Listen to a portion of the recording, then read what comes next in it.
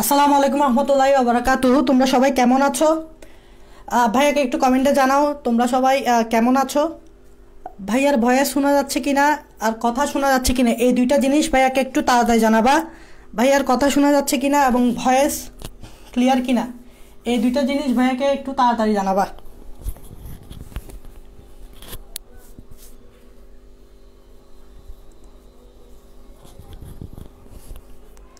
ভাইয়ার কথা শোনা যাচ্ছে কিনা আর ভয়েস ক্লিয়ার কিনা এই দুইটা জিনিস আমাকে তাড়াতাড়ি জানাবা।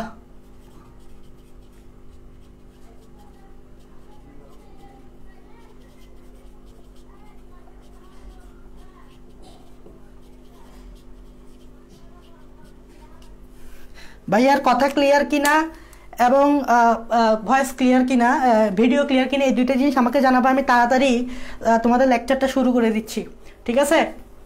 একটু একটু কুইকলি জানাও, আমাকে একটু কমেন্টে জানাও।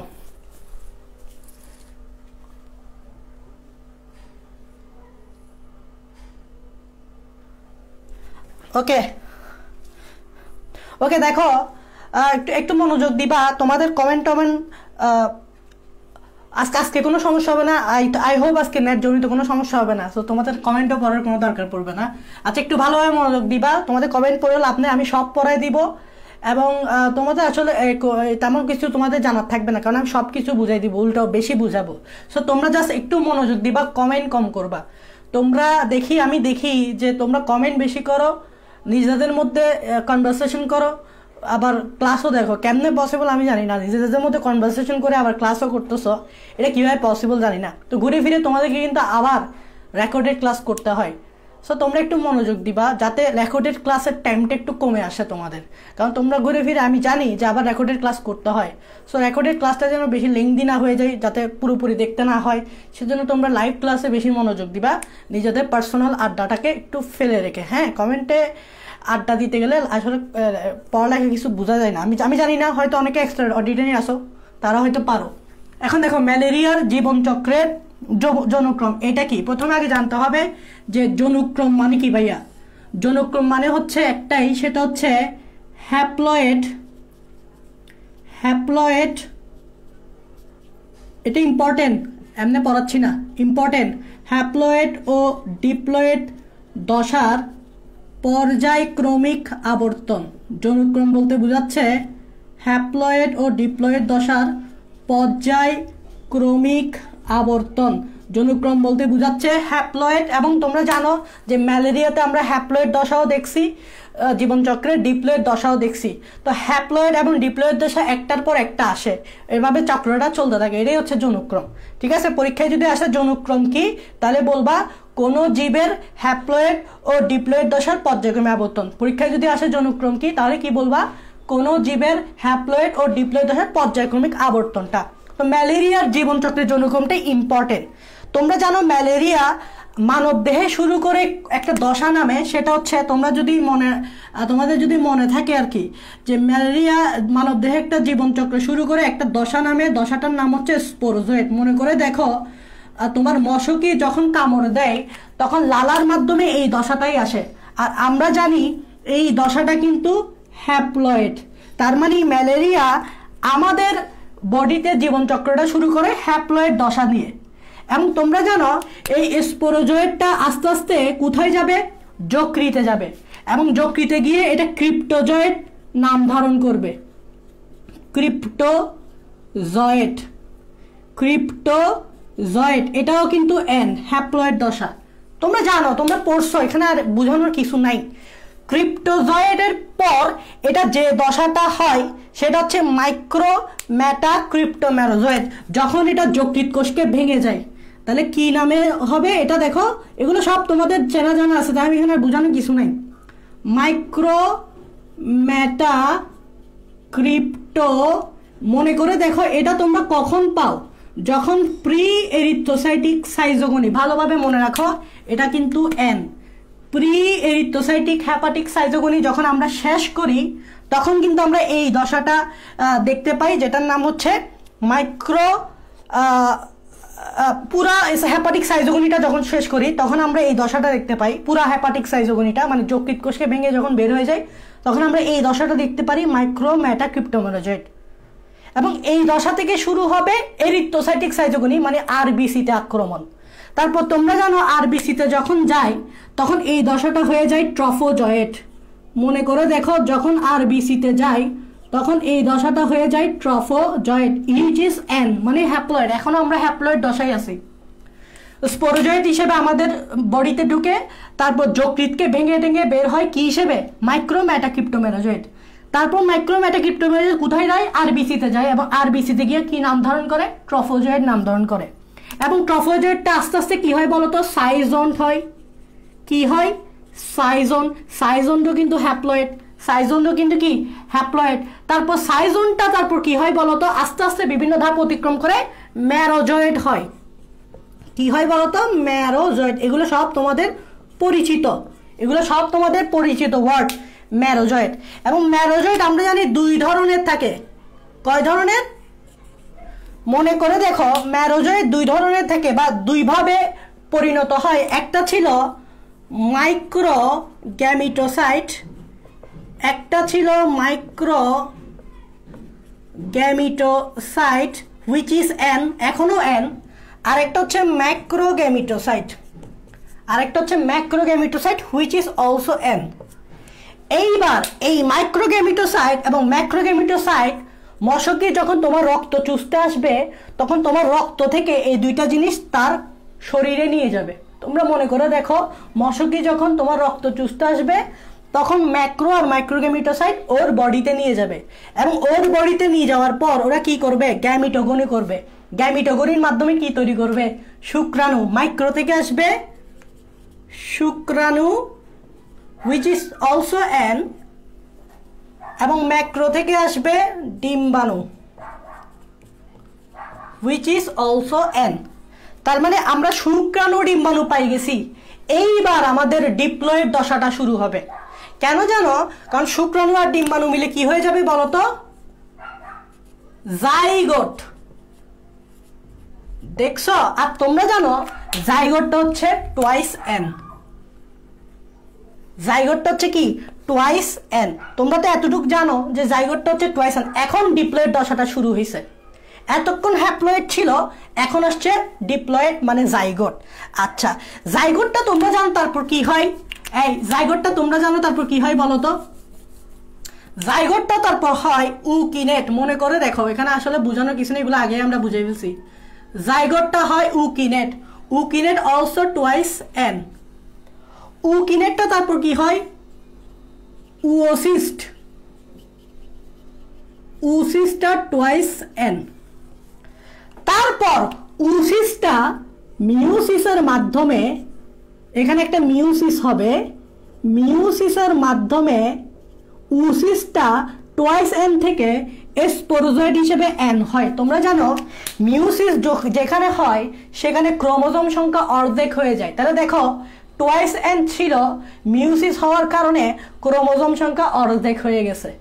তাহলে দেখো এই হ্যাপ্লয়েড থেকে শুরু করে যে ডিপ্লয়েড দশার যে পর্যায়ক্রমিক আবর্তন, এটাই হচ্ছে ম্যালেরিয়া পরজীবী জীবন চক্র। তাহলে এতটুক পর্যন্ত খেয়াল করো, এতটুক পর্যন্ত হচ্ছে হ্যাপ্লয়েড দশা। এতটুক পর্যন্ত হচ্ছে হ্যাপ্লয়েড দশা আর এতটুক পর্যন্ত হচ্ছে ডিপ্লয়েড দশা। তাহলে দেখছো যে এদের জীবন চক্রে কিন্তু হ্যাপ্লয়েড আর ডিপ্লয়েড দশার পর্যায়ক্রমিক আবর্তন ঘটে। এটাই হচ্ছে জনুক্রম। এটা পরীক্ষায় আসবে এবং পরীক্ষায় আসলে তোমরা কি করবা? বইয়ে ব্যাখ্যা আছে, ব্যাখ্যাটা দিবা আর এই চার্টটা দিয়ে দিবা। পরীক্ষায় যদি আসে যে যদি ঘতে আসে, কিসে আসলে ঘতেই আসবে বা গতে আসবে। পরীক্ষায় আসলে কিভাবে করবা? বইয়ে একটা ব্যাখ্যা আছে, মানে এখান থেকে দেখে দেখে ব্যাখ্যা দিবা এবং এই চার্টটা তুলে দিবা, তাহলে তুমি ফুল মার্কস পাবা। ঠিক আছে? বইয়ে আছে এটা। তো বইয়ের ব্যাখ্যাটা তো আরো ছোট, কারণ বইয়ে বেশি নিয়ে আলোচনা করে নাই। বইয়ে এই স্পোরোজয়েড এটা নিয়ে আলোচনা করছে, স্পোরোজয়েড মাইক্রোম্যাটাক্রিপ্টোমেরাজয়েড এটা নিয়ে আলোচনা করছে, এখান থেকে আর কিছু নিয়ে আলোচনা করা নেই। তারপর এখানে দেখবা হয়তো জাইগোট নিয়ে আলোচনা করছে আর উকিনেট নিয়ে আলোচনা করছে, এগুলো নিয়ে আলোচনা করছে। তোমরা এগুলো আলোচনা করবা আর এই ফিগারটা দিয়ে দিবা, তাহলেই দেখবা তোমাদের জীবনচক্র হয়ে গেছে। এটা কিন্তু একটা বোর্ড পরীক্ষায় আসছিল, 19 সালে একটা বোর্ড পরীক্ষায় আসছিল। সো এটা কিন্তু ইম্পর্টেন্ট। সো আশা করি এটা পারবা তোমরা, তেমন আহামরি কিছু না। তেমন আহামরি কিছু না, আশা করি তোমরা এটা পারবা। ওকে ভাইয়া, আরেকটা টপিকে চলে যাই। আমি একটু বেশি ফাস্ট আনতে হবে, আমাকে একটু বেশি ফাস্ট আনতে হবে। আমি দেখলাম তোমাদের যে ব্যাকটেরিয়ার যে জিনিসগুলো বাকি আছে এগুলো তো হিউজ, তোমাদের ব্যাকটেরিয়ারও কিছু অনেক অনেক টপিকই বাকি আছে আসলে। দেখি আজকে শেষ করে দিতে পারি কিনা ব্যাকটেরিয়ার ওগুলো। ব্যাকটেরিয়া অবশ্য ধরবো আজকে, অবশ্য ব্যাকটেরিয়াগুলো ধরবো এবং ব্যাকটেরিয়া ধরে সেটা শেষ করতে পারি কিনা চেষ্টা করব। এখন দেখো এখানে একটা টপিক পড়তে হবে, সেটা হচ্ছে জীবাণুর সুপ্তিকাল, হুইচ ইজ ভেরি ইম্পর্টেন্ট জানার জন্য। জীবাণুর সুপ্তিকালটা কি? সুপ্ত মানে লুকায়িত, মনে রাখবা। আমরা অনেকে বলি না সুপ্ত প্রতিভা, আমরা বলি এই ছেলেটার সুপ্ত প্রতিভা আছে। এখন এখানে সুপ্ত যে কথাটা, এটা অ্যাকচুয়ালি বোঝাচ্ছে লুকায়িত, লুকায়িত প্রতিভা। আমাদের প্রত্যেকের কিন্তু কিছু না কিছু প্রতিভা আছে। কারো প্রতিভা আছে অঙ্কে 0 পাওয়ার, কারো প্রতিভা আছে অঙ্কে 100 পাওয়ার, কারো প্রতিভা আছে তোমার কি বলবো, আর অনেক অনেক ধরনের প্রতিভা আছে। আচ্ছা ঠিক আছে, সো অনেকের প্রতিভা আছে যেগুলো লুকায়িত প্রতিভা বলি, প্রকাশ পায় না। তো জীবাণুর সুপ্তিকাল বলতে বোঝাচ্ছে জীবাণুর লুকায়িত অবস্থা। কীরকম? সেটা হচ্ছে একটা জীবাণু যখন পোষক দেহে, ধরো আমি একটা পোষক দেহ না, মানুষ না, ধরো না আমার করোনা ভাইরাস যেটা, সেটা আমার দেহে প্রবেশ করছে, আমি পোষক দেহ। আমার দেহে প্রবেশের পর প্রবেশকাল থেকে শুরু করে লক্ষণ প্রকাশ পাওয়া পর্যন্ত যে সময়কালটা থাকে ওটাই হচ্ছে সুপ্তিকাল, যে ওই জীবাণুর সুপ্তিকাল। আবার ভালো করে খেয়াল করো, করোনা ভাইরাস আমার বডিতে প্রবেশ করার পর থেকে শুরু করে আমার শরীরে লক্ষণ প্রকাশ পাওয়ার পর্যন্ত যে সময়কালটা থাকে ওই সময়কালটাকে বলা হয় ওই জীবাণুর সুপ্তিকাল। এক এক জীবাণুর একটা নির্দিষ্ট সুপ্তিকাল আছে, যে সুপ্তিকালটা অতিক্রম করলেই পোষক দেহে লক্ষণ প্রকাশ পায়।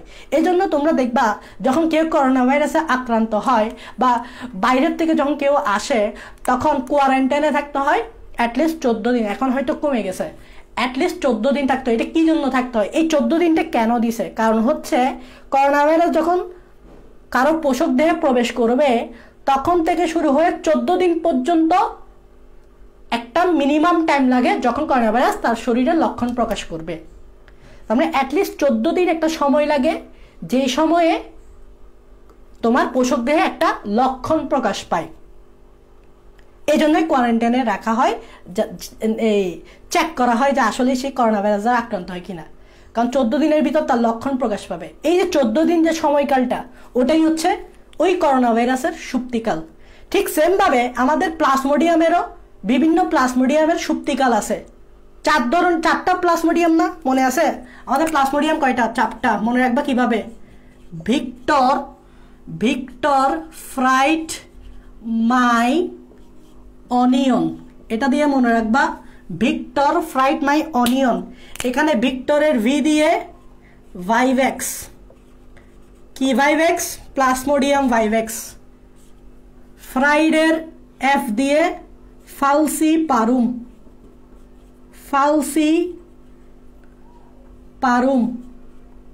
কি ফালসিপারুম? প্লাজমোডিয়াম ফালসিপারুম। এখানের এম দিয়ে ম্যালেরি। কি ম্যালেরি? প্লাজমোডিয়াম ম্যালেরি। ও দিয়ে ওভালি। কি ওভালি? Plasmodium ovale. এই যে 4 ধরনের প্লাজমোডিয়াম আমাদের শরীরে রোগ করে, ম্যালেরিয়া রোগ করে, তাদের এক একজনের এক একটা সুপ্তিকাল। এই সুপ্তিকালগুলো একটু মনে রাখবা। যেমন প্লাজমোডিয়াম ভাইভেক্সের সুপ্তিকাল হচ্ছে 12 থেকে 20 দিন, মানে 12 থেকে 20 দিনের ভিতর লক্ষণ প্রকাশ পাবে তোমার শরীরে। যদি তুমি ফালসিপারুম, ডেঞ্জারাস, এই ফালসিপারুমটা হচ্ছে ডেঞ্জারাস প্লাজমোডিয়াম, এটা হইলে তোমার মারাত্মক ম্যালেরিয়া হবে। এইটা সুপ্তিকালটা হচ্ছে 8 থেকে 15 দিন, মানে 8 থেকে 15 দিনের মধ্যে তোমার লক্ষণটা প্রকাশ পাবে। প্লাজমোডিয়াম ম্যালেরি যেটা, এটা 18 থেকে 40 দিনের মধ্যে লক্ষণটা প্রকাশ পাবে। আর প্লাজমোডিয়াম ওভালি যেটা, সেটা 11 থেকে 16 দিনের মধ্যে লক্ষণটা প্রকাশ পাবে। আমরা আসলে পড়ি আমরা এই চ্যাপ্টারে এই ভাইভেক্সটা নিয়ে পড়ছি। তার মানে তুমি যদি প্লাজমোডিয়াম ভাইভেক্স দ্বারা আক্রান্ত হও তাহলে তোমার লক্ষণ প্রকাশ পাবে 12 থেকে 20 দিনের মধ্যে, এর আগে প্রকাশ পাবে না। 12 থেকে 20 দিনের মধ্যে প্রকাশ পাবে, এর আগে প্রকাশ পাবে না। এটাই হচ্ছে কোনো জীবাণু সুপ্তিকাল, হুইচ ইজ ভেরি ইম্পর্টেন্ট। তোমরা করোনা ভাইরাসের জন্যই দেখছো, করোনা ভাইরাসের জন্য তোমরা দেখছো যে কোয়ারেন্টাইন জিনিসটা কেন এতদিন করা হয়। আজকে বুঝতে পারছো আশা করি যে কেন এতদিন করা হয়েছে, কোয়ারেন্টাইন 14 দিন করা হয়েছে, এটা আশা করি বুঝতে পারছো। ওকে, শেষ, জীবাণু সুপ্তিকাল শেষ, জীবাণু সুপ্তিকাল শেষ। তোমরা এখন একটা টপিকসে চলে যাও, সেটা হচ্ছে ম্যালেরিয়ার প্রতিরোধ ও নিয়ন্ত্রণ। তোমরা একটা টপিকসে চলে যাও, সেটা হচ্ছে ম্যালেরিয়ার প্রতিরোধ ও নিয়ন্ত্রণ।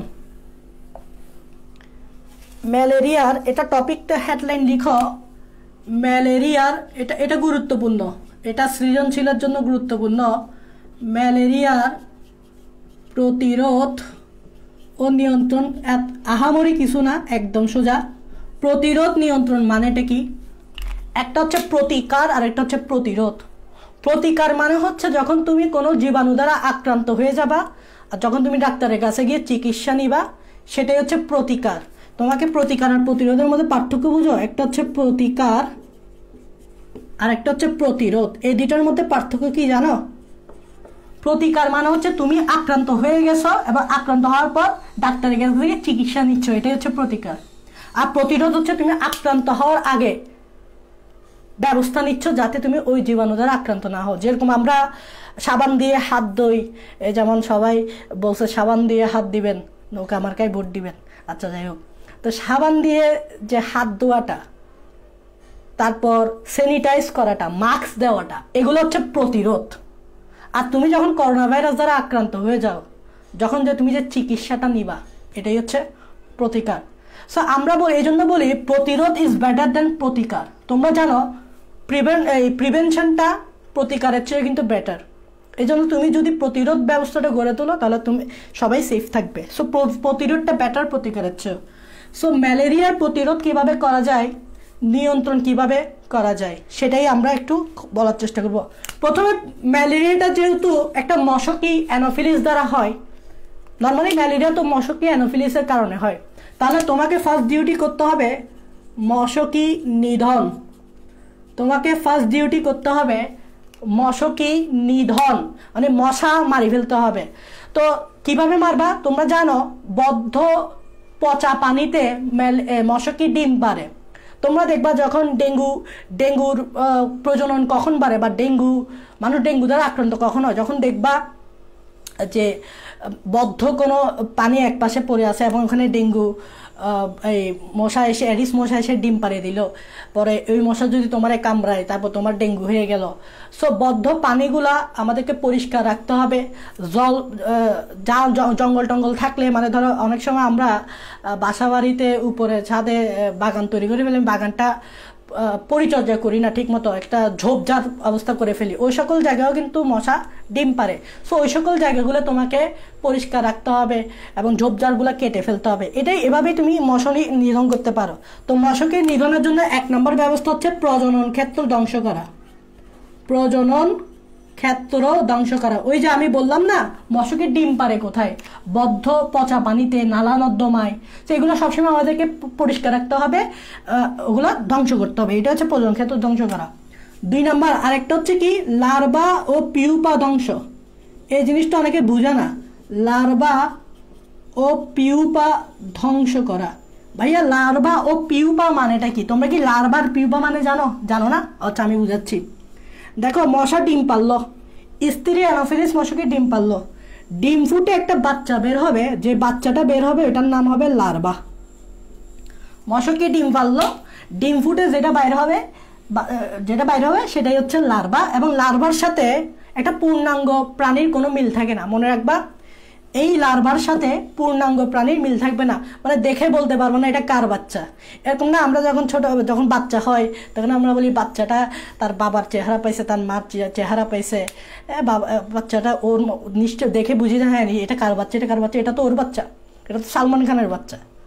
কিরে সালমান খান তো বিয়ে করেনি, সালমান খানের মতো কেন হইল, এরকম আর কি। তো ডিম ফুটা লার্ভা বাইরে হচ্ছে, লার্ভা দেখে পূর্ণাঙ্গ প্রাণী যাচ করা যায় না। লার্ভাটা একটু বড় হলেই যে দশাটা আসে সেটা হচ্ছে পিউপা দশা, এবং পিউপা দশাটাই পূর্ণাঙ্গ প্রাণীতে রূপান্তরিত হয়। তাহলে একটা হচ্ছে লার্ভা দশা, একটা হচ্ছে পিউপা দশা। আগে লার্ভা তারপর পিউপা। তা আমি একটু ফিগার আঁকি মশকির লার্ভা দশাটা তোমাদেরকে আমি দেখাচ্ছি। এটা হচ্ছে লার্ভা দশাটা, দেখো তো, দেখে এটাকে মশা বোঝা যায়? লার্ভা দশা দেখে তুমি বুঝতে পারবে এটা যে মশার বাচ্চা, দেখে বোঝা যাবে এটা যে মশার বাচ্চা? বোঝা যাবে না। ওকে, পিউপাটা একটু বড় হবে, দেখো পিউপাটাই দেখো এভাবে বড় হবে।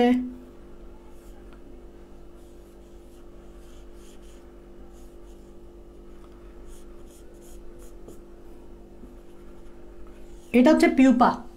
আর পিউপা দশার পর পূর্ণাঙ্গ প্রাণী, মানে একটা মশার ফিগার রাখতে হবে, তাই না? মশার ফিগার রাখতে হবে। এই দেখো মশা,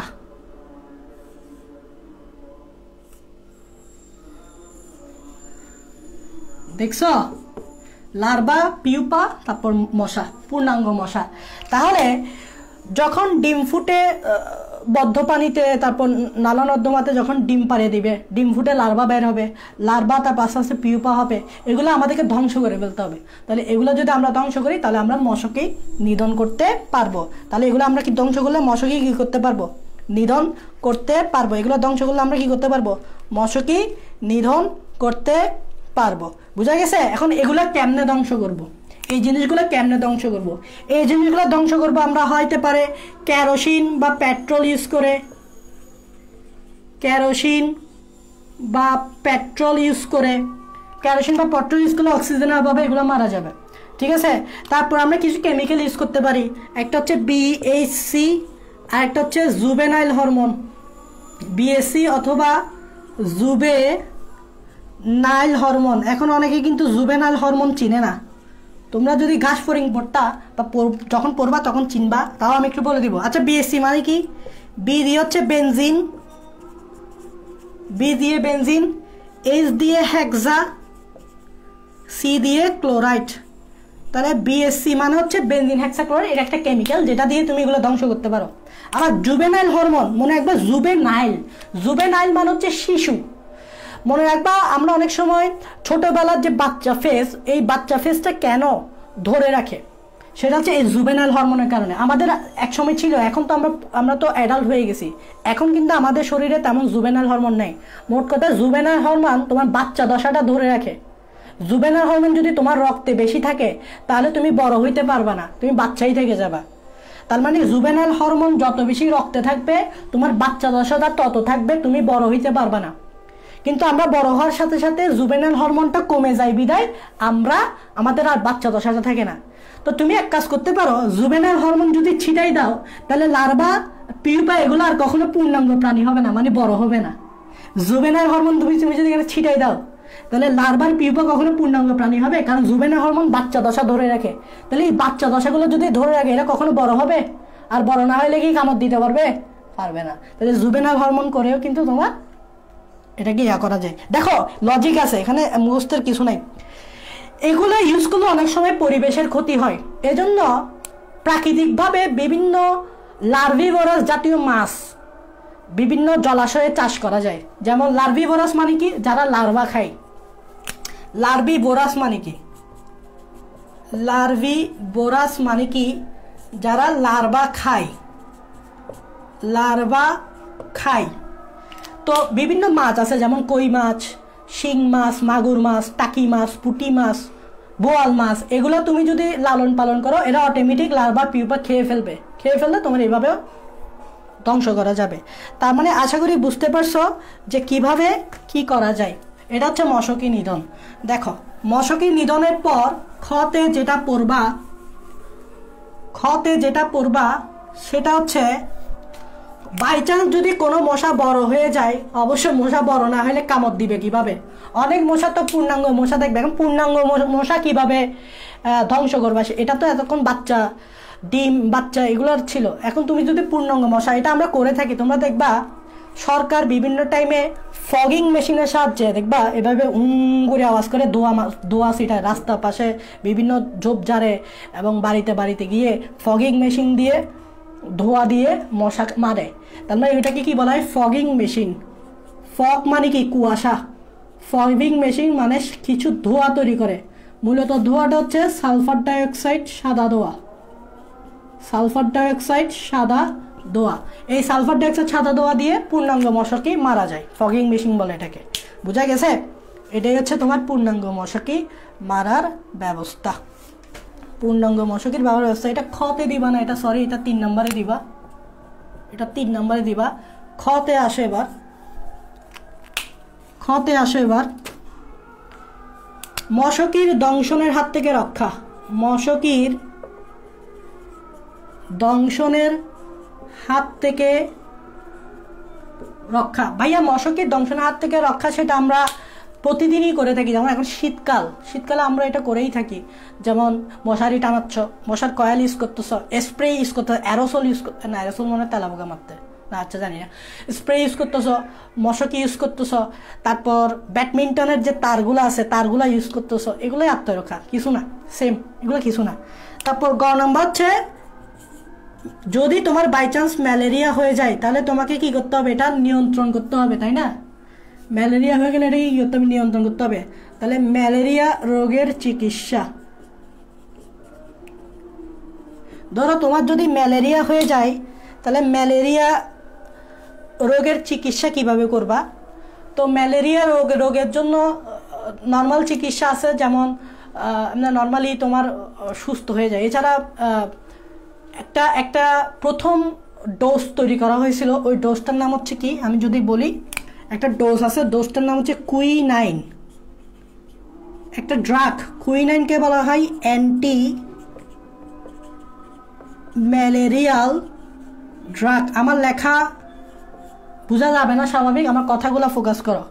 কুইনাইন অ্যান্টি ম্যালেরিয়াল ড্রাগ। এটা ইউজ করা হয়, এটা তৈরি করা হয়েছে সিনকোনা গাছের বাকল থেকে। এটা তৈরি করা হয়েছে সিনকোনা গাছের বাকল থেকে। মনে রাখবা, কুইনাইন তুমি নিচ থেকে খাইতে যাইবা না। ডাক্তার যদি তোমাকে প্রেসক্রাইব করে তখনই তুমি কুইনাইন খাবা। আর ডাক্তার যতটুকু খাইতে বলে ততটুকু খাইতে হবে, বেশিও খাওয়া যাবে না, কমও খাওয়া যাবে না। বিকজ তুমি যদি বেশি অত কম খেতে থাকো, ডাক্তার পরামর্শ অনুযায়ী না চলো, তাহলে এখানে সাইড ইফেক্ট হবে। সাইড ইফেক্টে তোমার মৃত্যুর ঝুঁকি পর্যন্ত আছে। বিকজ এগুলো কিন্তু খুব কড়া ওষুধ।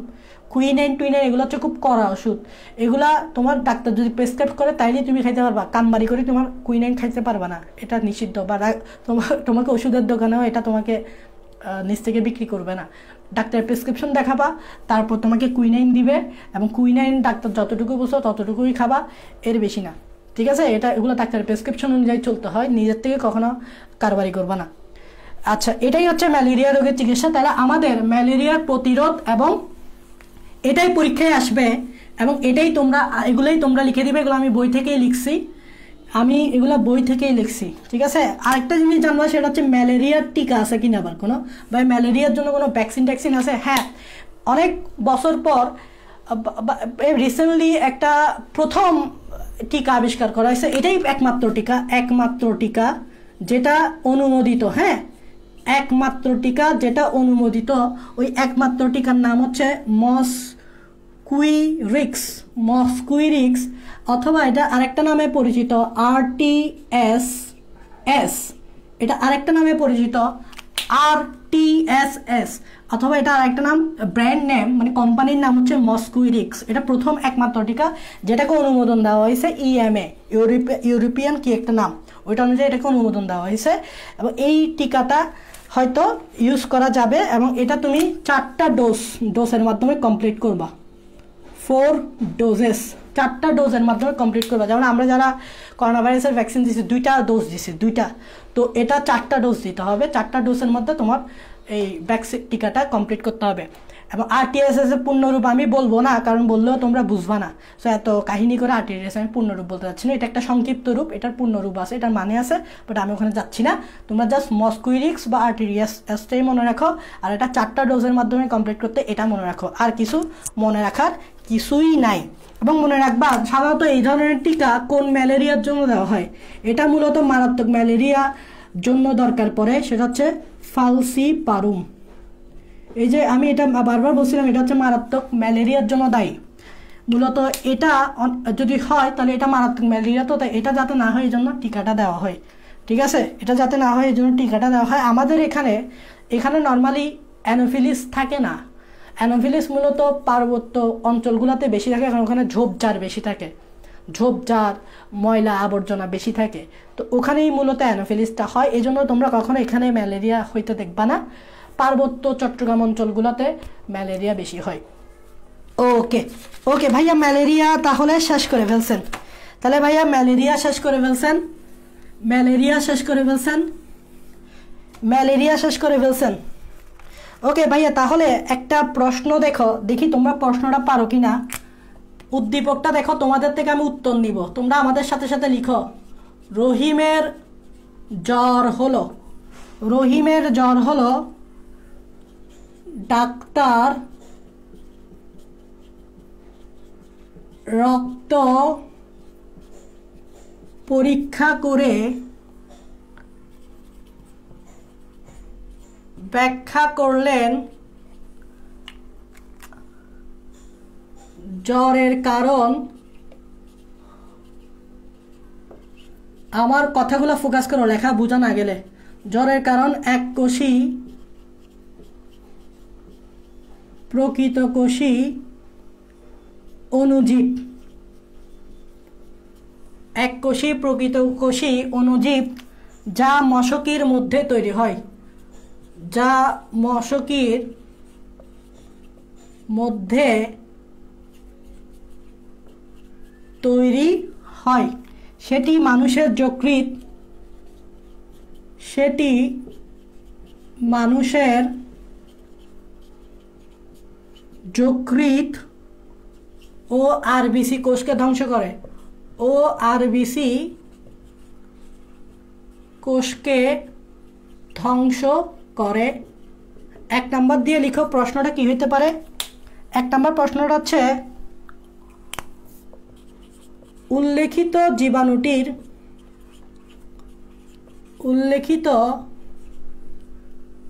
জীবাণুটির অমেরুদণ্ডী পোষকে, ভালোভাবে ফোকাস করবা কথাগুলা, অমেরুদণ্ডী পোষকে যে জনন প্রক্রিয়া সম্পন্ন করে, যে জনন প্রক্রিয়া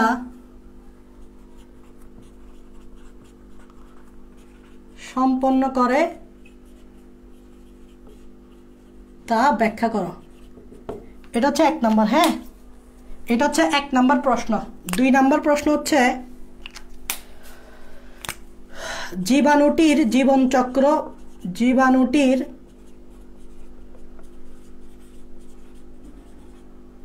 জীবন চক্রে যৌনক্রম ব্যাখ্যা করো, জীবন চক্রে যৌনক্রম ব্যাখ্যা করো। দেখি তোমরা আমাকে বলো এই দুইটার আনসার কি হইতে পারে। তোমরা আমাকে খুব সংক্ষেপে বলো 1 নম্বরের আনসার কি করবা। তোমরা পরীক্ষা হলে ধরে নাও, তোমরা এখন পরীক্ষার হলে এই প্রশ্নটা তোমাদেরকে দিছে ম্যালেরিয়া থেকে, তুমি উদ্দীপকটা পড়লা, এখন পরীক্ষার হলে ধরে নাও তোমরা, হ্যাঁ ধরে নাও, এবং এই প্রশ্নটা তুমি তো পড়ে যাবা।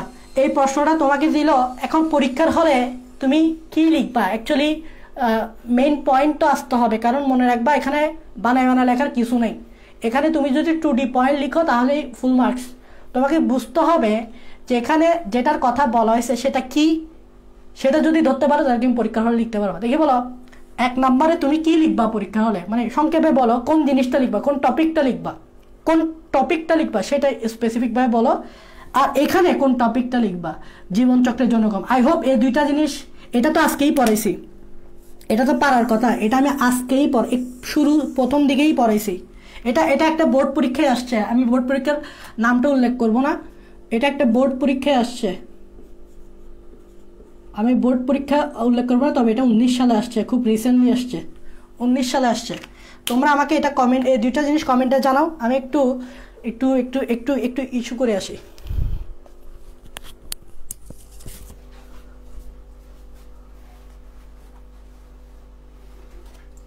তোমরা কমেন্টে বলতে থাকো।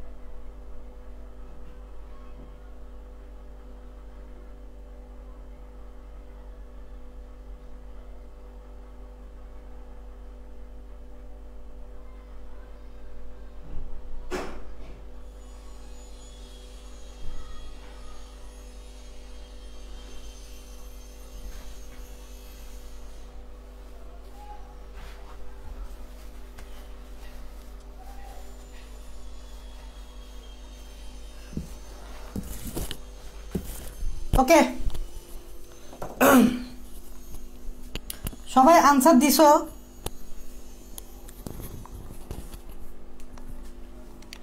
সবাই কি কি আনসার দিছো? এই দেখো, এই 2 নাম্বারটা তো পারবা, এটা আমি একটু আগেই এই ক্লাসটা শুরুর সময় এই জীবনচক্রের জনগণটা তোমাদেরকে পড়াইছি। তাহলে দেখো জীবনচক্রের জনগণ ডাইরেক্ট চলে আসতে পারে সৃজনশীলে। আর এখানে যে জনন প্রক্রিয়াটা বলছে, এটা অ্যাকচুয়ালি কি লিখবা? এটা আসলে লিখবা যে গ্যামিটোগনি। মনে করে দেখো, এই যে এই জিনিসটা হচ্ছে কি, এই যে জনন প্রক্রিয়া, এটা হচ্ছে গ্যামিটোগনি। আমরা গত ক্লাসেই কিন্তু এই গ্যামিটোগনি টপিকটা পড়ছি, তাই না? তো মশকির যে ভিতরে তোমরা জানো, ক্রপের ভিতরে, লুমেনের ভিতরে বা লুমেনে এই গ্যামিটোগনি প্রসেসটা হয়, মানে শুক্রাণু আর ডিম্বাণু তৈরি হয়। ওইটাই তোমাদের কাছে জানতে চাইছে, ওই প্রসেসটাই তোমরা লিখে দিবা পরীক্ষায়। ফিগার সহ লিখে দিলে আরও ভালো, কারণ মনে রাখবা, যদি তোমার মনে হয় এখানে ফিগার আঁকা সম্ভব, অবশ্যই ফিগার আঁকতে হবে। প্রশ্ন উল্লেখ না করলেও তোমার ফিগার যদি এঁকে দাও, টিচার ইমপ্রেস হবে এবং ইমপ্রেস হয়ে তোমাকে ফুল মার্কস দিতে বাধ্য হবে। দেখো, আমি বলি যে বায়োলজিতে নাম্বার কাটা যাওয়ার সিস্টেমটা কি। এক শ্রেণীর ছাত্ররা কি করবে, এটা ব্যাখ্যা করবে, ব্যাখ্যা করে চিত্রটা দিবে না, এটা এক শ্রেণীর ছাত্র। আর এক শ্রেণীর ছাত্র যারা স্মার্ট বা যারা বুঝে কিভাবে নাম্বার আদায় করতে হয়, তারা কি করবে, এইটা দিবে এবং সুন্দর করে একটা খুব শর্টকাট একটা চিত্র এঁকে দিবে। মানে তুমি আবার চিত্র আঁকতে গিয়ে তো সময় নষ্ট করতে পারো না, চিত্র দেখে না, এত সুন্দর করে আঁকার কিছু নেই, তুমি চিত্র এঁকে দিবা, ঠিক আছে? এবং দেখবা তোমাকে টিচার ইমপ্রেস হয়ে ফুল মার্কস দিচ্ছে। কথা ভালোভাবে না লিখলেও ওই ফিগারটা দেখার কারণে টিচারটা ইমপ্রেস হয়ে ফুল মার্কস দিচ্ছে। এছাড়া বায়োলজিতে তুমি যত খাতায় চিত্র আঁকতে পারবা, তখন তোমার জন্য এটা তত লাভ। অনেক সময় প্রশ্নে বলে দেয় চিত্র আঁকতে হবে, অনেক সময় বলে না। যদি তোমার মনে হয় হ্যাঁ এখানে চিত্র আঁকা যায়, তুমি অবশ্যই চিত্র এঁকে দিবে। যদি মনে হয় যে চিত্র আঁকতে পারি আমি চাইলে, বা দরকার আছে এখানে চিত্র আঁকাটা, তুমি এঁকে দিবে, বলুক না বলুক এঁকে দিবে। এবং মনে রাখবা, আবার আঁকতে গিয়ে যাতে সময় নষ্ট না হয়, মানে এত এখানে আর্ট প্রতিযোগিতা করতে যাও নেই তুমি, তো তুমি এমনি একটা আর্ট এঁকে দিলেই হবে। এখন তাহলে আমরা মোটামুটি ম্যালেরিয়া শেষ করে ফেলছি, দেখছ? আর এটা তো আমরা কি করে দিছি, আনসার আগেই করে দিছি, তাহলে শেষ। সো যা আছে সব পড়ে যাবা, সৃজনশীল অটোমেটিক পেরে যাবা, বুঝছো? পড়ে যাবা, খালি পড়তে থাকবা, সৃজনশীল তুমি অটোমেটিক পারবা, এগুলো নিয়ে প্যারা নেই। আসো, তোমাদের যে ইয়ার কথা বলা হয়েছিল, তোমাদের যে ব্যাকটেরিয়ার কথা বলা হয়েছিল, ব্যাকটেরিয়ার জনন, চলো ব্যাকটেরিয়ার জননে যাই। ব্যাকটেরিয়ার জনন, এই যে তোমাদের এগুলো বাকি ছিল, বলছিল না যে ভাইয়া চলে আসলাম ব্যাকটেরিয়ার জননে। দেখো, ব্যাকটেরিয়ার জনন, তোমরা জানো ব্যাকটেরিয়া হচ্ছে আদি কোষী। তোমাদেরকে একটু জাস্ট মনে করে দিচ্ছি, তোমরা যেহেতু ব্যাকটেরিয়া নিয়ে পড়ে ফেলছো, আদি কোষী এবং এক কোষী। তোমরা কি জানো ব্যাকটেরিয়া আদি কোষী এবং এক কোষী? অবশ্যই আদি কোষী এই জন্য, কারণ ব্যাকটেরিয়ার নিউক্লিয়াসটা প্রকৃত কোষের নিউক্লিয়াসের মতো সুগঠিত নয়। কারণ ব্যাকটেরিয়ার নিউক্লিয়াসের নিউক্লিয়ার মেমব্রেন থাকে না, নিউক্লিয় প্লাজম থাকে না, নিউক্লিয় ওলাস থাকে না, শুধুমাত্র একটা সার্কুলার একটা ডিএনএ থাকে, শুধু একটা সার্কুলার ডিএনএ থাকে। তাই ব্যাকটেরিয়াকে আদিকোষী বলা হয়। এখন ব্যাকটেরিয়ার জনন আমরা 3 ভাবে পড়ব। ব্যাকটেরিয়ার জনন আমরা 3 ভাবে পড়ব। একটা ভাব যেটা অবশ্যই খুবই ইম্পর্টেন্ট এবং যেটার মাধ্যমে ব্যাকটেরিয়ারা মূলত জনন কাজটা সম্পাদন করে, সেটা হচ্ছে দ্বিবিভাজন। মনে রাখবা, এই দ্বিবিভাজনটা ব্যাকটেরিয়ার প্রধান জনন, এটা খুবই প্রধান। এটা প্রায় সময় বেশিরভাগ ব্যাকটেরিয়া এটাই করে থাকে, দ্বিবিভাজন। নাম দেখেই বোঝা যায়, দ্বি মানে 2, বিভাজন মানে বিভক্ত হওয়া। তার মানে ব্যাকটেরিয়াটা 2টা অংশে বিভক্ত হবে, এটাই হচ্ছে দ্বিবিভাজন, এটা প্রধান, ঠিক আছে? এবং আরেকটা হচ্ছে মুকুলোদ্গম। আচ্ছা দাঁড়াও, এটা সরি এভাবে না বলে তোমাদেরকে আমরা এভাবে দেখাচ্ছি। এটাকে বলা হয় অঙ্গজ জনন, অঙ্গজ জনন। একটা হচ্ছে অযৌন জনন, আর একটা হচ্ছে যৌন জনন। এই 3টা ভিত্তি। অঙ্গজ মানে অঙ্গের মাধ্যমে, তাহলে অঙ্গের মাধ্যমে 2টা শিখবা। একটা হচ্ছে দ্বিবিভাজন,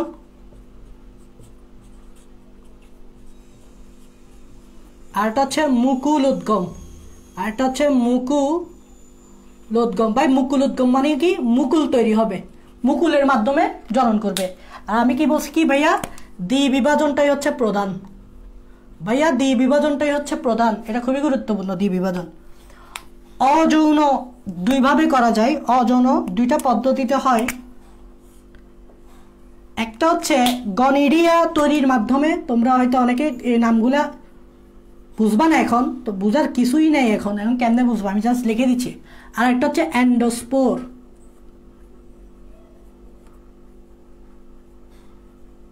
একটা হচ্ছে অ্যান্ডোস্পোর উৎপাদনের মাধ্যমে অযৌন জনন করে, আর একটা হচ্ছে গনিডিয়া উৎপাদনের মাধ্যমে অযৌন জনন করে। কি বললাম, একটা হচ্ছে অ্যান্ডোস্পোর উৎপাদন মাধ্যমে অযৌন নির্জন করে, আর একটা হচ্ছে গনিডিয়া উৎপাদন। তোমরা এগুলো এখন কিছু জানবে না, স্বাভাবিক। যৌন জনন আমরা তিনভাবে বলতে পারি, তিনভাবে করতে পারে। একটাকে বলা হয় তোমার কনজুগেশন, একটাকে বলা হয় কনজুগেশন, একটাকে বলা হয় কনজুগেশন, আরেকটাকে বলা হয় ট্রান্সফরমেশন, আরেকটাকে বলা হয় ট্রান্সফরমেশন, আরেকটাকে বলা হয় ট্রান্সডাকশন, আরেকটাকে বলা হয় ট্রান্সডাকশন। এই তিনভাবে যৌন জনন, এটাই হচ্ছে পুরা ব্যাকটেরিয়া জননের চার্ট। এই চার্টটা আগে মনে রাখবা, তাহলে করতে সুবিধা হবে। তাহলে বলো, ব্যাকটেরিয়া জনন তিনভাবে হবে: অঙ্গজ জনন, অযৌন জনন, যৌন জনন। অঙ্গজ, অযৌন, যৌন। অঙ্গজ জনন দুই ধরনের, দ্বিবিভাজন, মুকুলোদ্গম। অযৌন দুই ধরনের, দুইভাবে হবে, একটা হচ্ছে হয় গনিডিয়া উৎপাদন করে, হয় অ্যান্ডোস্পোর উৎপাদন করে। যৌন জনন তিনভাবে হতে পারে, একটা হচ্ছে কনজুগেশনের মাধ্যমে। কনজুগেশনটা খুবই মজার, কনজুগেশনটা অনেক মজার, পড়তে পারলে অনেক মজার। কনজুগেশন, ট্রান্সফরমেশন ভাবে করতে পারো, এটা হচ্ছে এটাও খুবই মজার, ট্রান্সডাকশনটাও খুবই মজার, এই তিনটাই খুবই মজার। যৌন জননটা খুবই মজার, ঠিক আছে। যৌন জনন, ব্যাকটেরিয়া যৌন জনন খুবই মজার, তো এগুলা ভালোভাবে বুঝে বুঝে পড়া যায়। দ্বিবিভাজনটাও খুবই মজার, ভালোভাবে পড়া যায়। আর এগুলো তেমন আছে মোটামুটি, ঠিক আছে। তো আমরা এগুলো যদি পড়ে ফেলি তাহলে আমাদের ব্যাকটেরিয়া জননটা শেষ হয়ে যাবে। এখন ইটসেলফ এগুলো অনেক বড় টপিক, সো আমি ভাবছিলাম, আর যেহেতু দেরি করে ক্লাস শুরু হয়েছে, সো আমার মনে হয় না আজকের ক্লাসে পসিবল, ঠিক আছে। এটা আমার কোনো দোষ না, আমি এক ক্লাসেই শেষ করে দেওয়ার প্ল্যান ছিল এগুলো। যেহেতু আজকে আমার ক্লাস করানোর কথা ছিল না, দেরি করে স্টার্ট হয়েছে, তাই মনে হচ্ছে না আমি পারবো আজকে। তবে আমি তোমাদের নেক্সট ক্লাসটা শুরু হওয়ার আগে দ্বিবিভাজনটা পড়াই দিই। তাহলে দেখো ভাইয়া, আগে কীভাবে যাব? দ্বিবিভাজন, মুকুল উদ্গম যাব, তারপর গনিডিয়া উৎপাদন করবো, তারপর অ্যান্ডোস্পোর, তারপর কনজুগেশন, তারপর ট্রান্সফরমেশন, তারপর ট্রানজাকশন, এভাবে যাব। তো প্রথমে আগে দ্বিবিভাজন। ওকে, চলো আমরা একটু দ্বিবিভাজনটা বোঝার চেষ্টা করি।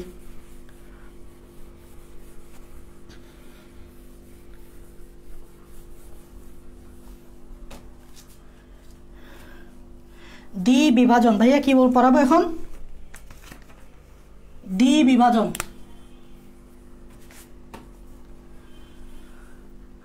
দ্বিবিভাজন ভাইয়া, দ্বিবিভাজন মানে তো বুঝতেই পারতেছ, এটা ব্যাকটেরিয়ার প্রধান জনন, এটা ব্যাকটেরিয়ার প্রধান জনন। ব্যাকটেরিয়া মূলত এই পদ্ধতি অনুযায়ী বিভক্ত হয়। দ্বি মানে দুই, বিভাজন মানে বিভক্ত হওয়া, তার মানে এটা দুইটা ভাগে বিভক্ত হয়।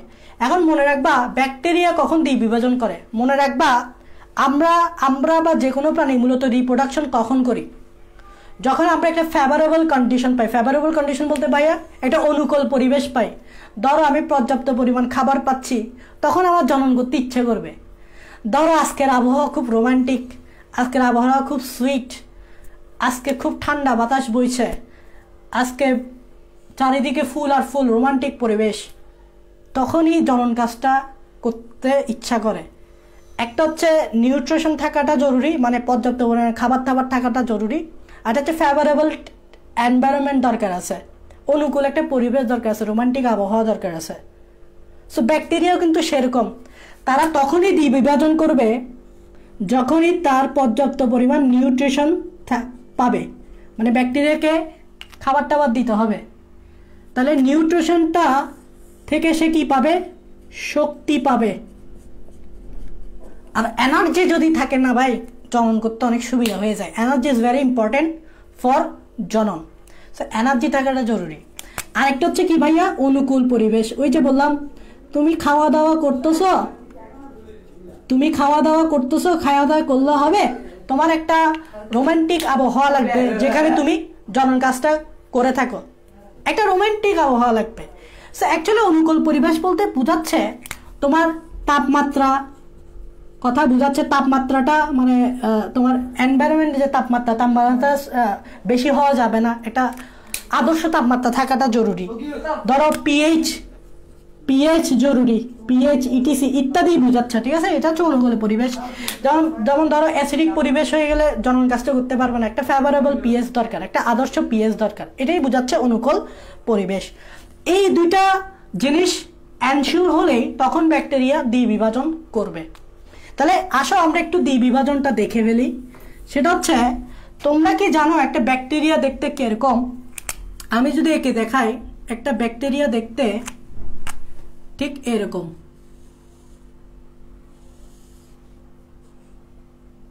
এই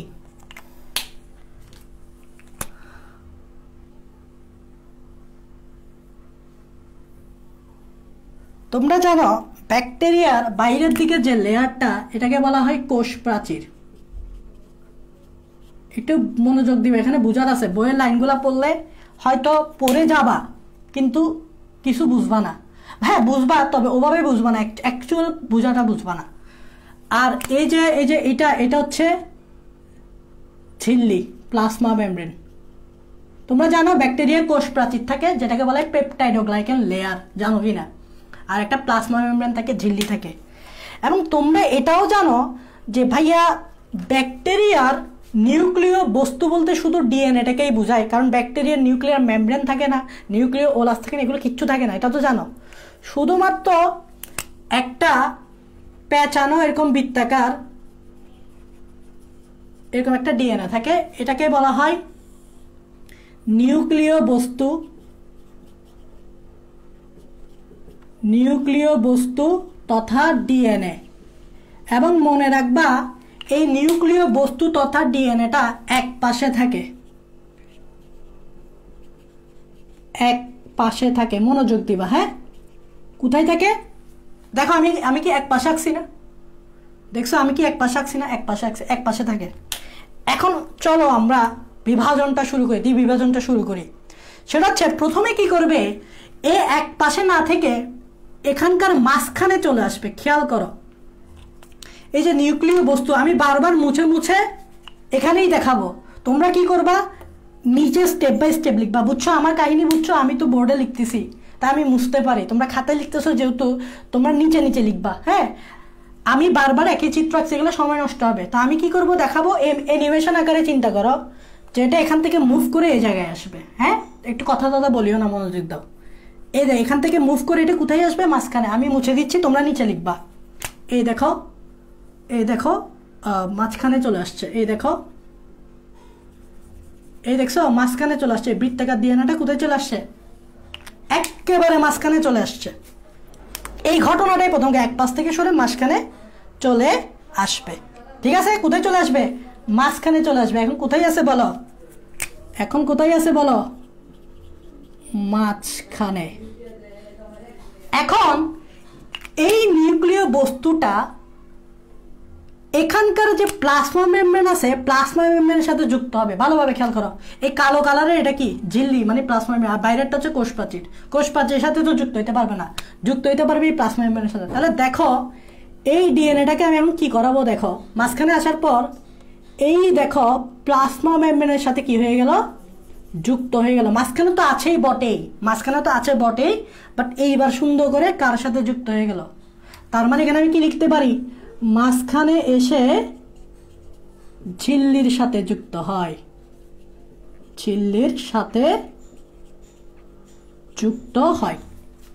অ্যানিমেশন আকারে চিন্তা করো।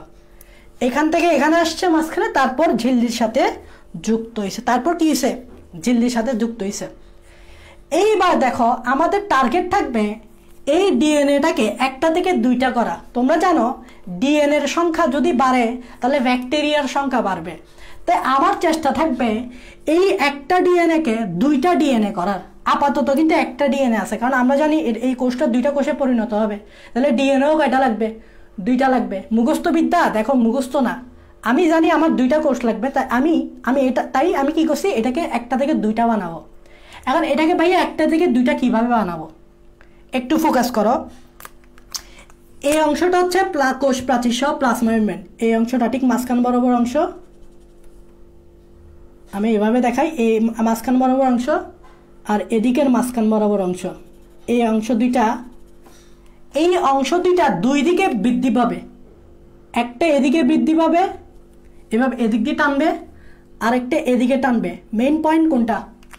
মেইন পয়েন্ট হচ্ছে এই পয়েন্টটা, মাঝখানের পয়েন্টটা, আমি এদিক দিয়ে মাঝখানটা ভুল লিখছি না, একটু মনোযোগ দিবে। হ্যাঁ, এই দেখো মাঝখানের পয়েন্টটা, এই মাঝখানের পয়েন্টটা একটা এদিক দিয়ে বৃদ্ধি পাবে আর একটা অপর দিক দিয়ে বৃদ্ধি পাবে, তাহলে এদিক দিয়ে বৃদ্ধি পাবে আর একটা অপর দিক দিয়ে বৃদ্ধি পাবে, মানে হচ্ছে এদিক দিয়ে টান দিলাম, মেইন পয়েন্ট হচ্ছে এটা, এটা একটা এদিক দিয়ে টান দিলাম আর একটা এদিক দিয়ে টান দিলাম, একটা এদিক দিয়ে টান দিলাম আর একটা এদিক দিয়ে টান দিলাম। এখন চিন্তা করো, তুমি যখন এটা এদিক দিয়ে টান দিবা আর এটা এদিক দিয়ে টান দিবা, যেহেতু ডিএনএটা প্লাজমা মেমব্রেনের সাথে যুক্ত, তাহলে ডিএনএটাও দুই ভাগে ভাগ হয়ে যাবে কিনা দেখো ভালোভাবে, এটা লজিক দেখো, লজিকটা দেখো।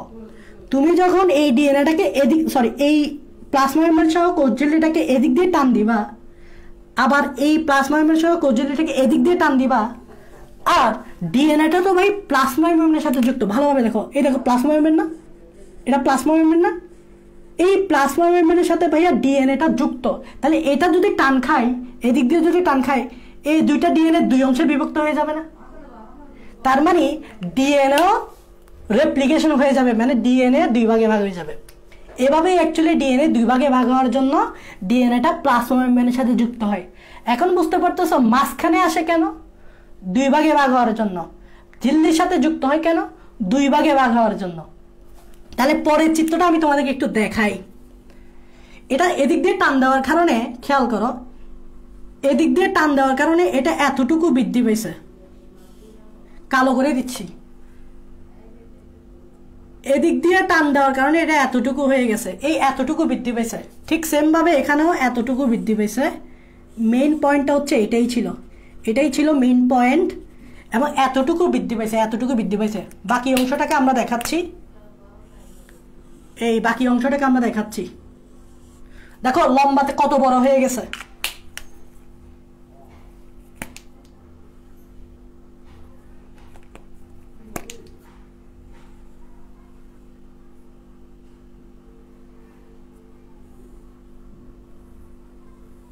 এই দেখো কতটুকু বৃদ্ধি পাইছে, সেটা বোঝানোর জন্য ভাইয়া এখানে এভাবে দাগ দিয়ে দিচ্ছি, এই এতটুকু বৃদ্ধি পেয়েছে, এই যে ভাইয়া এতটুকু বৃদ্ধি পেয়েছে। দেখো আগে ছিল কতটুকু, এখন হয়েছে কতটুকু, কতটুকু বৃদ্ধি পেয়েছে, এই এতটুকু বৃদ্ধি পেয়েছে। ঠিক আছে ভাইয়া, এখন বলো এই ডিএনএটা দুই ভাগে ভাগ হয়ে যাবে না? তাহলে একটা এই যে এই অংশে চলে আসবে, আরেকটা এই অংশে চলে আসবে, তাহলে কি হয়ে গেল ভাইয়া? ডিএনএ রেপ্লিকেশন হয়ে গেল। কি হয়ে গেল ভাইয়া? ডিএনএ রেপ্লিকেশন হয়ে গেল। তার মানে দেখো আমাদের উদ্দেশ্য ছিল ডিএনএ রেপ্লিকেশন করা, এভাবে টানাটানি করার কারণে যেহেতু ডিএনএটা প্লাজমা মেমব্রেনের সাথে যুক্ত ছিল, তাই এটাও দুই ভাগে ভাগ হয়ে গেছে, ডিএনএ রেপ্লিকেশন হয়ে গেছে। এখন মেইন টার্গেট হচ্ছে এই কোষটাকে দুইটা কোষে পরিণত করা, সিম্পল। তা বলো দুইটা কোষে পরিণত করতে চাইলে কি হবে? এখানকার প্লাজমা মেমব্রেন ভিতরে ঢোকা শুরু করবে, মাঝখান বরাবর দেখো এটাই হচ্ছে রেপ্লিকা, এটা হচ্ছে ছাপটা, এটাই হচ্ছে ছাপটা, এই বরাবর মাঝখান বরাবর প্লাজমা মেমব্রেন ঢুকে যাবে। তাহলে দেখো তো এইবার এই প্লাজমা মেমব্রেনগুলো কি হবে, এই জায়গার প্লাজমা মেমব্রেনগুলো এভাবে ঢোকা শুরু করবে,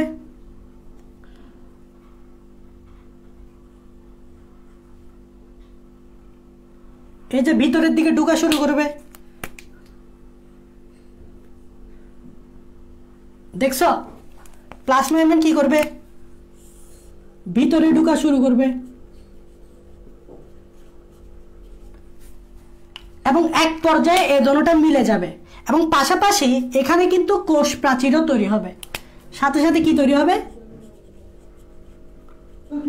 কোষ প্রাচীরও গঠন হবে, কোষ প্রাচীরও গঠন হবে। কারণ তোমরা জানো ব্যাকটেরিয়া শুধু ঝিল্লি থাকে না, কোষ প্রাচীরও থাকে। তাহলে প্লাজমা মেমব্রেন যখন ভিতরের দিকে ঢুকে যাচ্ছে এবং ঢুকে গিয়ে যখন এই পয়েন্টে মিলে যাবে, তখন দেখো তো ঘটনাটা এরকম হবে কিনা, ঘটনাটা এরকম হবে কিনা।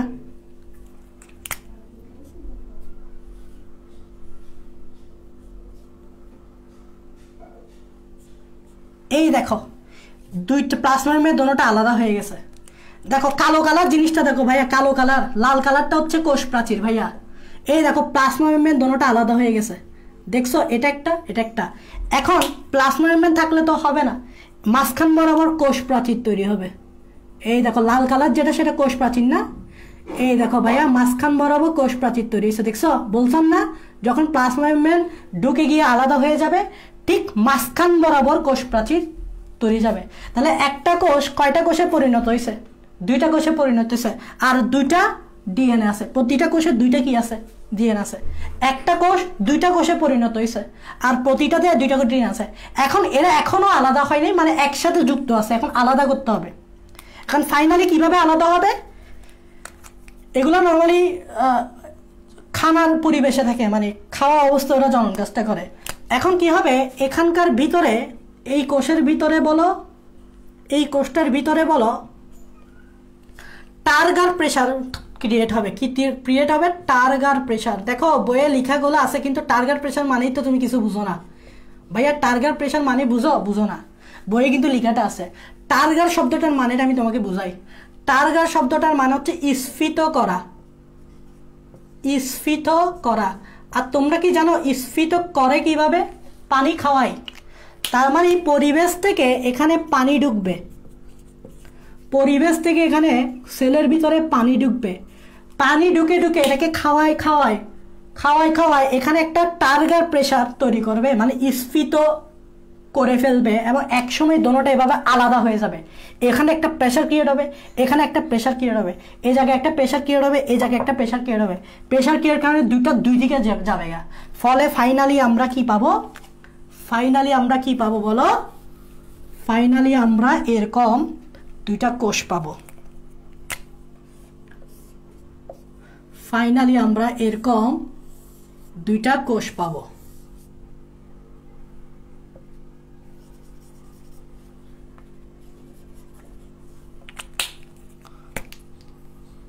ফাইনালি এরকম আমরা দুইটা কি পাবো? কোষ পাবো। ফাইনালি এরকম আমরা কি পাবো? দুইটা কোষ পাবো। ফাইনালি এরকম আমরা কি পাবো? দুইটা কোষ পাবো। সো আশা করি এতটুকু বুঝতে পারছো।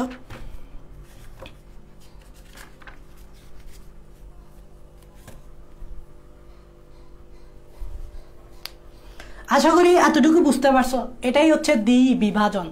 দেখো ভাইয়া এখানে তোমাদেরকে চিন্তা করাইছে, অ্যাকচুয়াল জিনিসটা বোঝানোর চেষ্টা করছি যে তোমরা বই পড়ার সময় যে লাইনগুলো পাবে এগুলো তোমাদেরকে ভাবাবে এই এই জিনিসটা এরকম কেন, বা এটার পরে এটা কেন, এটার পরে এটা কেন।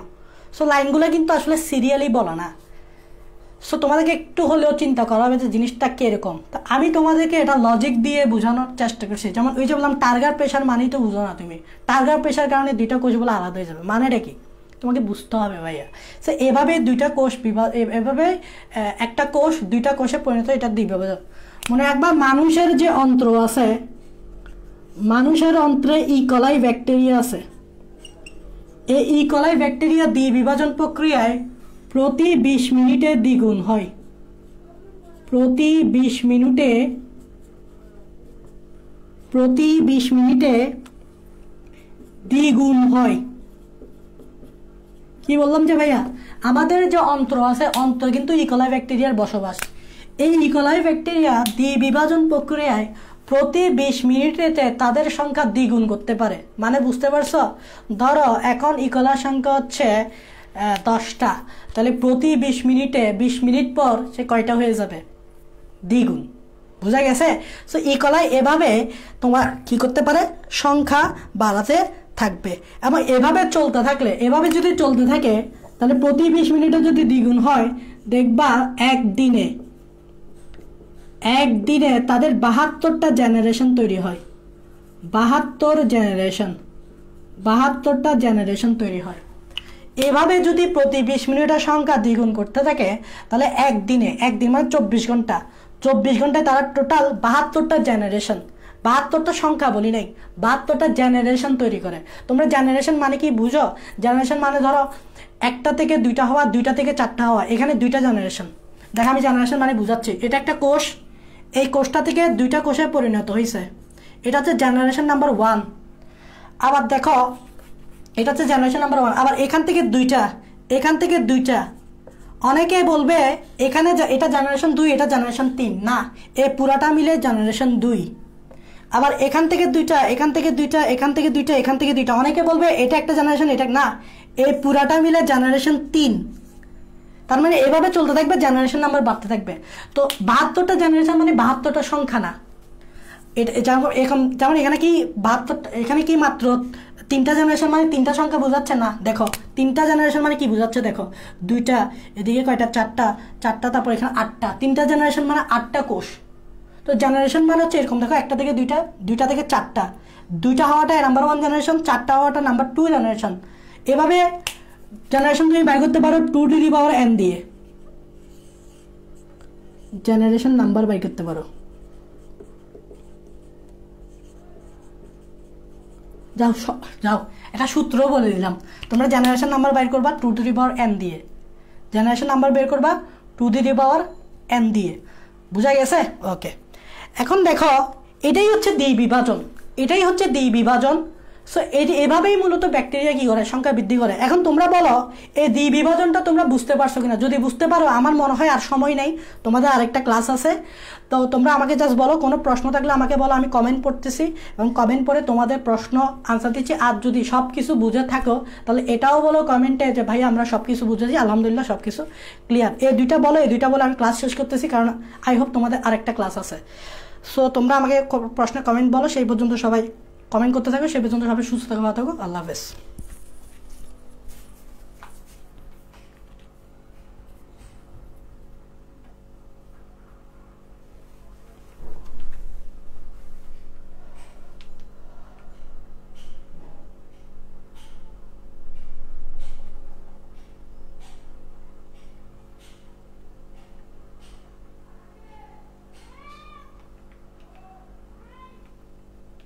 ওকে, সরি তোমাদের আরেকটা ক্লাস শুরু হয়ে গেছে ভাইয়া, ভাইয়া ক্লাসটা শেষ করে দিচ্ছি।